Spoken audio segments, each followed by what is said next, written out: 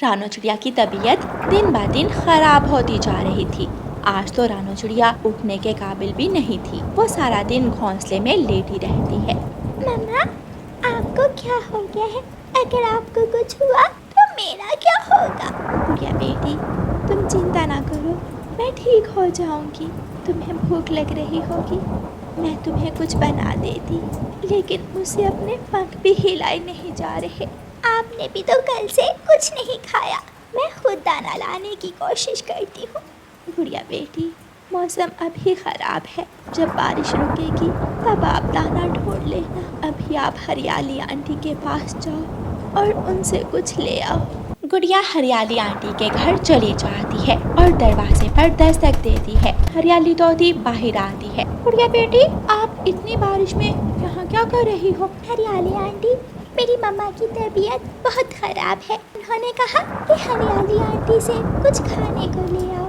मैं खाना डिब्बे में डालती हूँ और तुम्हारे साथ चलती हूँ। फिर हरियाली तोती गुड़िया के साथ रानो चिड़िया को देखने आती है। रानो बहन, तुम बीमार कैसे हुई? पता नहीं हरियाली, पिछले 3-4 दिनों से शरीर में बहुत कमजोरी थी।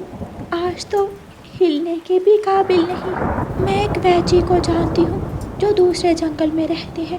उनके पास ज़रूर कोई दवा होगी जिससे तुम ठीक हो जाओगी। मम्मा, मैं वैजी के पास जाकर आपकी दवा लाऊंगी। गुड़िया बेटी, आप अकेली जाओगी तो मुश्किल होगी। मैं भी कल आपके साथ जाऊंगी। फिर हरियाली तोती वापस चली जाती है। अगले दिन जब गुड़िया हरियाली तोती के घर जाती है तो हरियाली तोती घर में नहीं थी, सिर्फ छोटा मिठू था। छोटे मिठू, आंटी कहाँ है? गुड़िया, मेरे पापा का सुबह सुबह फोन आया था, उनका एक्सीडेंट हुआ है। मम्मा तो वहाँ गई है। मैंने बहुत जिद कि मुझे भी अपने पापा को देखना है, वो मुझे लेकर नहीं गई। मेरे पापा तो मेरे सारे नखरे उठाते हैं। मिठू, तुम्हारे पापा जल्दी ठीक हो जाएंगे। अगर अपने आप को घर में अकेला महसूस करो तो मेरे घर आ जाना। मैं दूसरे जंगल वैजी को ढूंढने जा रही हूँ। गुड़िया, तुम ध्यान से जाना। गुड़िया दूसरे जंगल चली जाती है। वो रास्ते में पक्षियों से रास्ता पूछती है। गौरी आंटी, आपको पता है कि जो दूसरे जंगल में वैजी रहते हैं उनका घर अभी कितना दूर है? तुम तो गलत रास्ते पर जा रही हो। वैजी का घर तो दूसरे वाले रास्ते पर पड़ता है।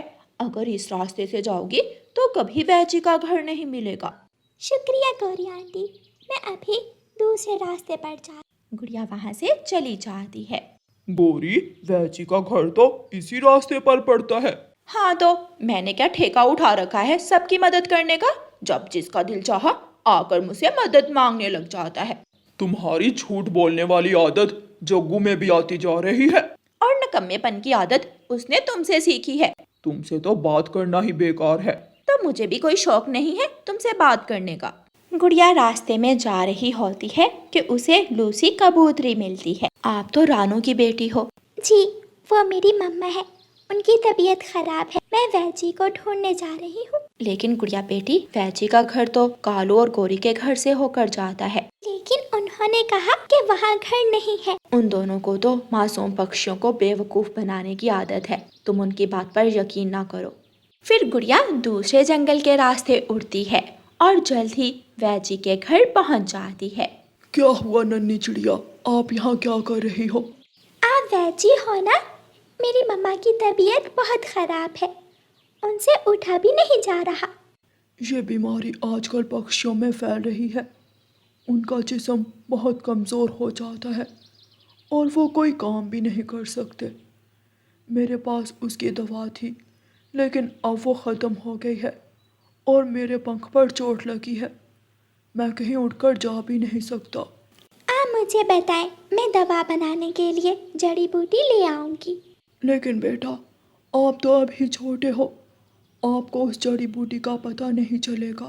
वैजी, मैं अपनी मम्मा की खातिर कुछ भी कर सकती हूँ। आप मुझे बताएं, वो जड़ी बूटी कहाँ मिलेगी? वो जड़ी बूटी पहाड़ों वाले जंगल में मिलती है और उसका रंग लाल होता है।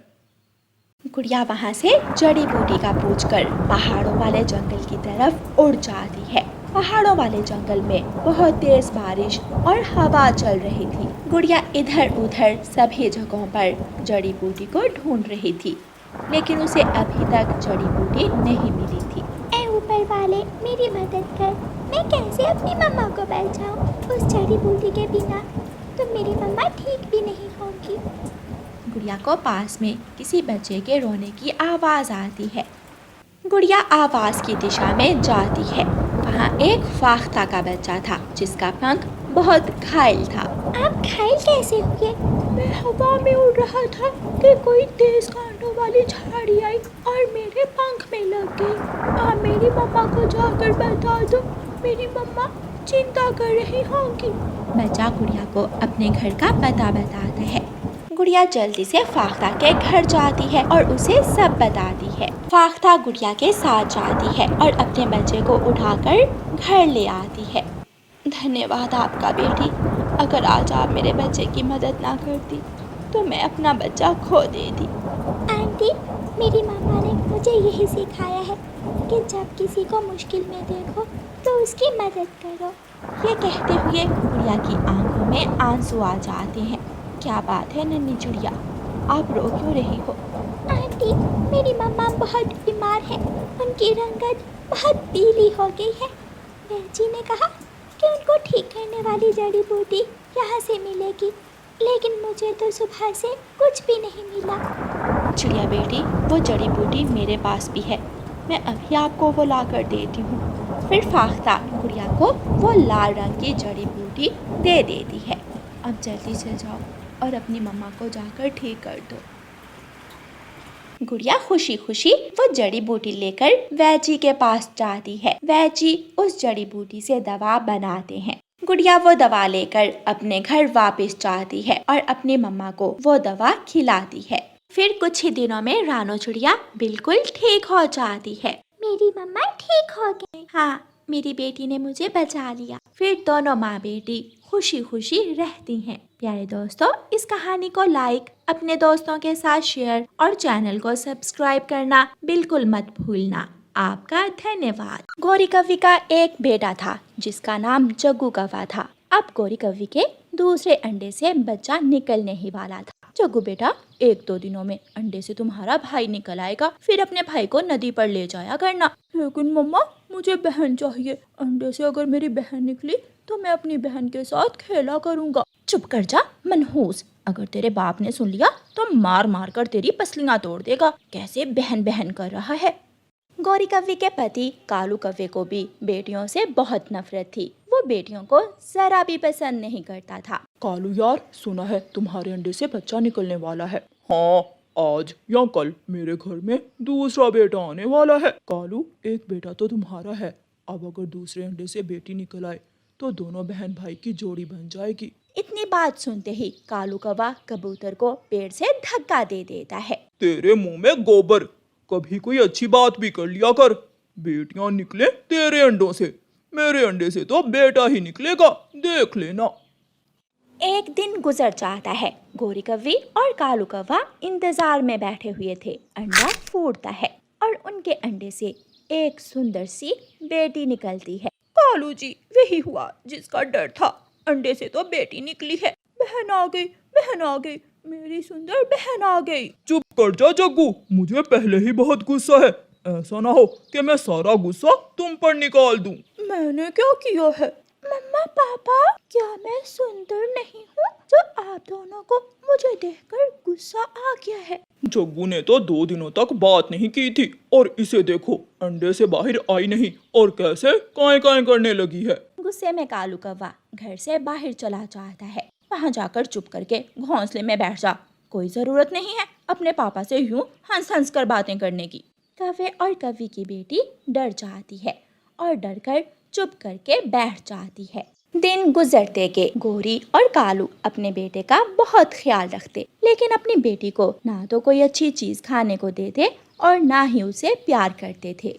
एक दिन गौरी कव्वी और कालू कव्वा जग्गू को लेकर बाहर चले जाते हैं और अपनी बेटी को घर में ही छोड़ देते हैं। भी उड़ना सीखूंगी, मैं भी बाहर जाऊं। गौरी की बेटी आहिस्ता आहिस्ता चलकर घर के बाहर जाकर बैठ जाती है। रानो चिड़िया वहाँ से गुजर रही थी।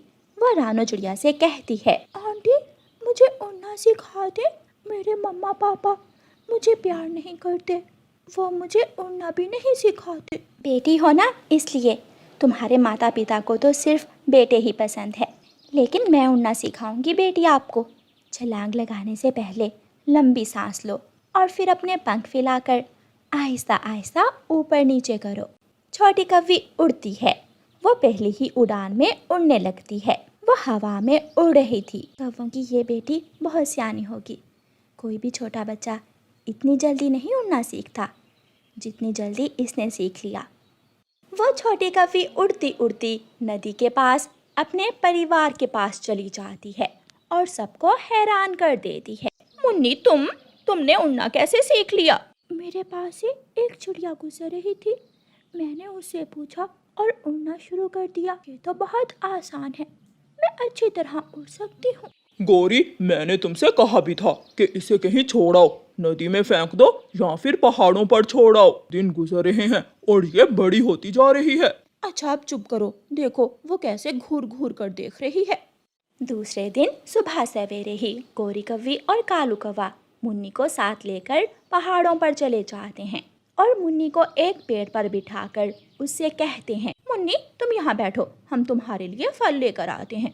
यहाँ से कहीं जाना मत, हम अभी थोड़ी देर तक आते हैं। कौवा और कौवी चले जाते हैं।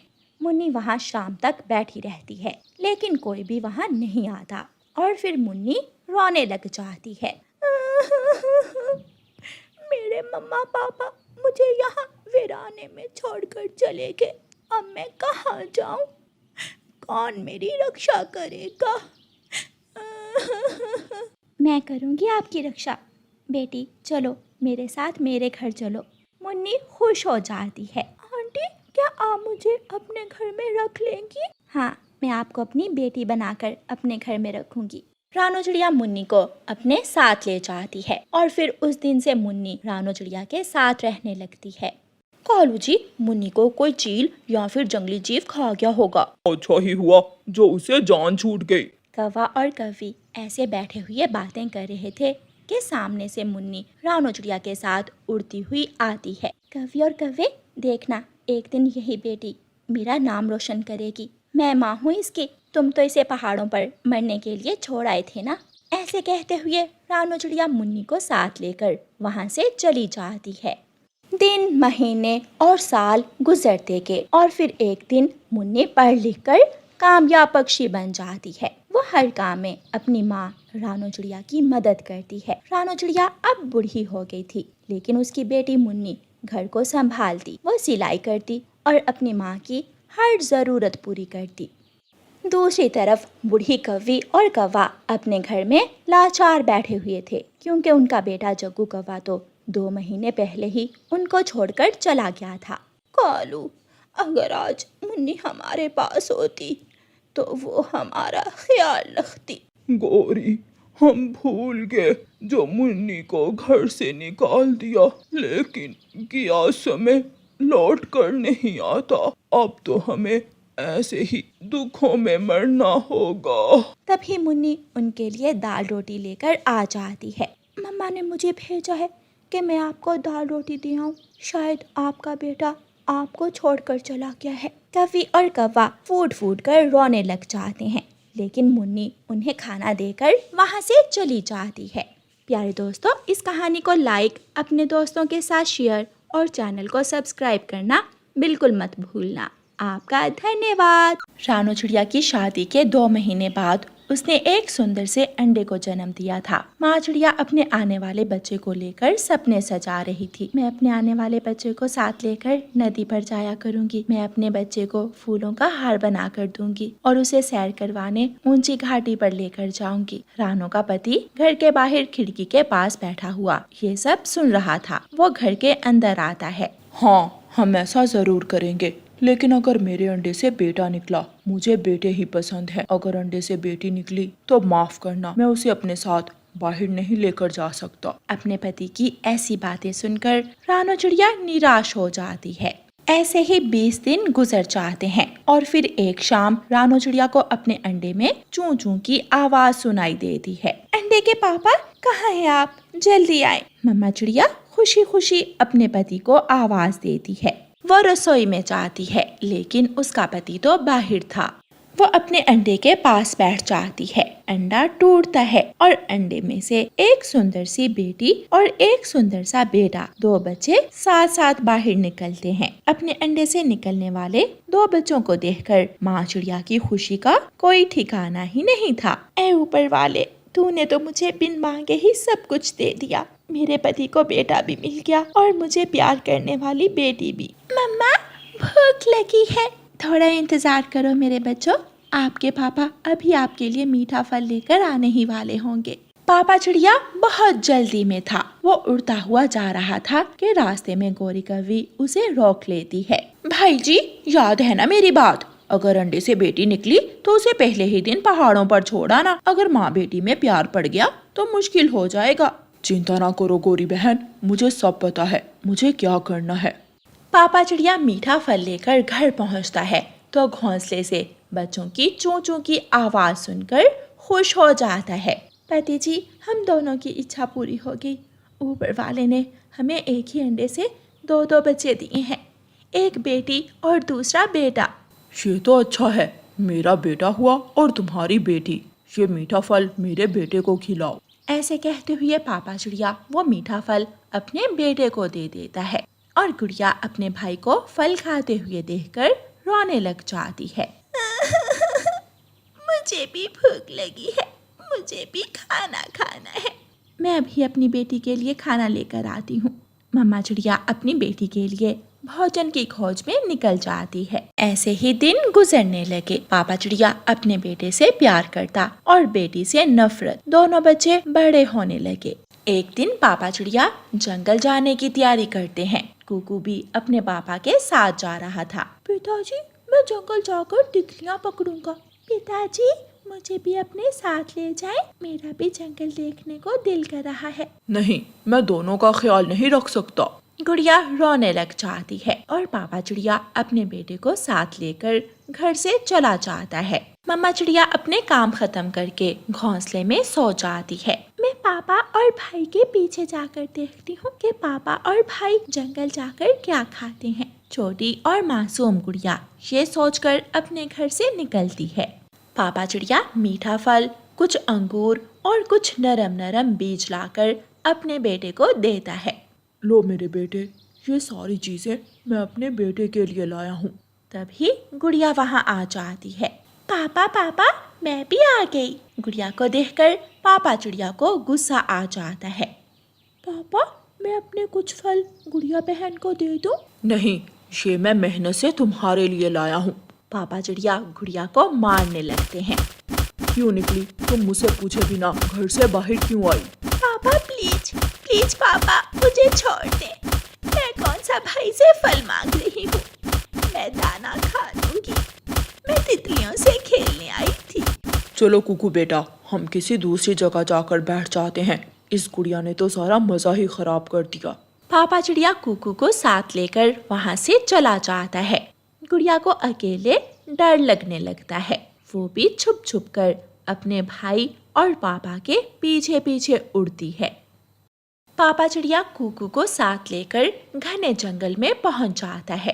ये जगह ठीक है, यहाँ गुड़िया नहीं आएगी। गुड़िया तो झाड़ियों में छुपी अपने पापा और भाई को देख रही थी। पापा चिड़िया एक पेड़ के पास बैठा था। पीछे से पेड़ की खोखर से एक सांप निकलता है और पापा चिड़िया की तरफ बढ़ता है। गुड़िया सांप को देख लेती है। वो जल्दी से झाड़ियों से निकलकर अपने पापा को दूसरी तरफ धक्का देती है और वो सांप गुस्से में गुड़िया को काट लेता है। गुड़िया गिर जाती है। सांप झाड़ियों में छुप जाता है। पापा, आपको कुछ हुआ तो नहीं? ऐसे कहते हुए गुड़िया अपनी आंखें बंद कर लेती है और मर जाती है। गुड़िया मेरी बहन, उठो उठो, मुझसे बात करो। नहीं गुड़िया, ये आपने क्या किया? मेरी बेटी मुझे मर जाने दे दी। आपने मेरी जान बचाने के लिए अपनी जान दे दी। मैं तो आपसे बहुत नफरत करता था, लेकिन आप मुझसे इतना प्यार करती थी। मुझे अब पता चला। पापा चिड़िया बहुत रोता है, वो आंसू बहाता है, लेकिन अब क्या फायदा। गुड़िया ने तो साबित कर दिया था कि वो अपने पापा से बहुत प्यार करती थी। पापा चिड़िया अपने बेटे को साथ लेकर रोता हुआ वापस घर चला जाता है, लेकिन शायद वो खुद को कभी माफ ना कर पाएगा। प्यारे दोस्तों, इस कहानी को लाइक अपने दोस्तों के साथ